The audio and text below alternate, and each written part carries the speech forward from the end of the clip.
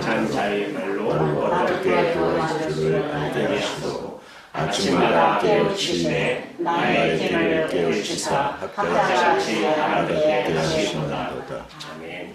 사랑하는 여러분, 이사야 선지처럼 하나님의 마음을 헤아리는 사람에게 하나님의 참뜻은 헤아려질 것입니다.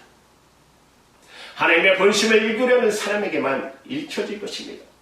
예루살렘에 입성하신 주님께서 기적 즉 진리의 말씀을 전하심에도 불구하고 그 자리를 피하시지 않을 수 없을 정도로 무리들이 사람들이 주님을 불신하는 상황 속에서 사도 요한이 이처럼 이사야 말씀을 생각했다는 것은 사도 요한은 바로 그 상황 속에서 주님이 원하시는 참뜻 주님의 본심을 파하고 있었음을 의미하는 것입니다. 그 패역한 백성들을 포기하는 것이 아니라 그들이 이스라엘 백성들이 패역하기 때문에 오히려 그들에게 하나님의 말씀, 생명의 말씀을 전하는 사명을 결코 포기치 않는 것이 주님의 참뜻이며 주님의 본심을 사도 요한은 깨달아 알았던 것입니다. 그래서 사도 요한은 주님의 뜻을 이루기 위해서 요한복음을 기록했고 요한 1, 2, 3서뿐 아니라 성경의 마지막 장인 요한계시록까지 씀으로써 자신의 사명을 다한 것입니다. 사도 요한의 그 판단이 옳았음은 오늘 44절이 이렇게 시작되는 것으로 증명하고 있습니다. 요한복음 12장 44절 상반절에 보시면 예수께서 외쳐 가라사대 주님께서 그 현장을 잠깐 피하시지 않을 수 없을 정도로 패역한 백성들이었지만 그러나 주님께서는 그 백성들을 이스라엘 백성들을 포기하지 않았습니다. 인지하십니까?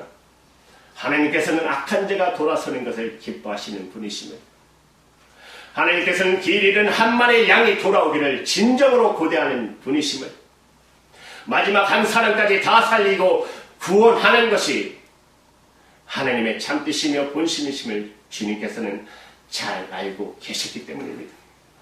그래서 주님께서 다시 생명의 말씀을 외치기 시작한 것입니다. 제가 친한 목사님께서 한국에서 살았을 때 해주셨던 이야기가 있어요.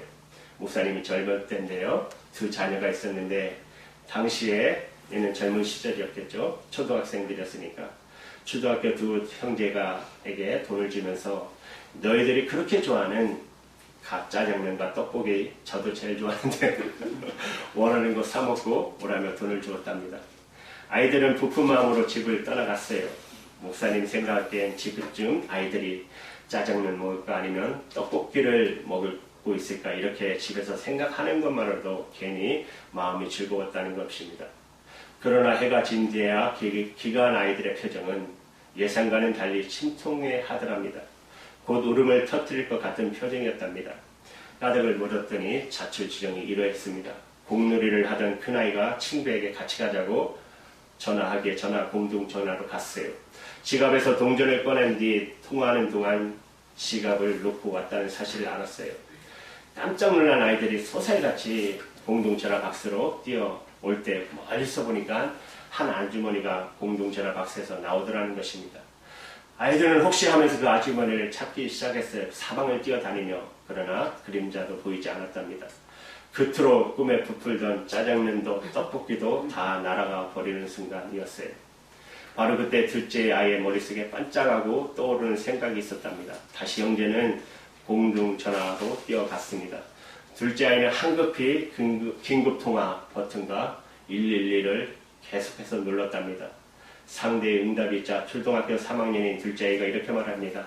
아저씨, 우리 형아가요 지갑을 잃어버렸는데요. 이 첫마디가 끝나기도 전에 경찰관 아저씨가 이렇게 말했답니다.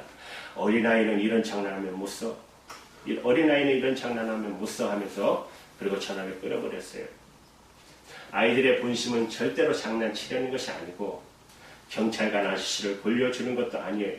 평소에 학교에서 배운 대로 경찰관 아저씨께 신고하고 도움은 얻을 수 있을지 문의하려는 것이었는데 목사님은 그때 아이들이 짜장면과 떡볶이를 사 먹을 돈을 잃어버렸다는 사실보다는 믿었던 경찰관 아저씨에 의해 그들의 속마음이 무시되었다는 것 때문에 더 절망하였다는 것입니다.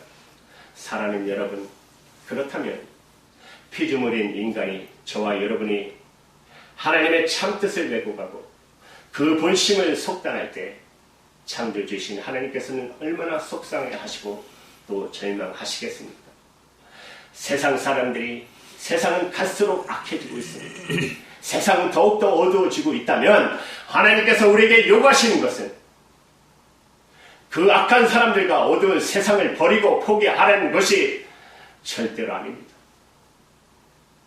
우리 홀로 구원받았음을 기뻐하기만 하라는 것도 아닙니다. 먼저 하나님을 믿은 자로서, 하나님의 말씀을 먼저 깨닫는 자로서 그들을 위해서 세상에 대해서 사명감을 가져가는 것이에요.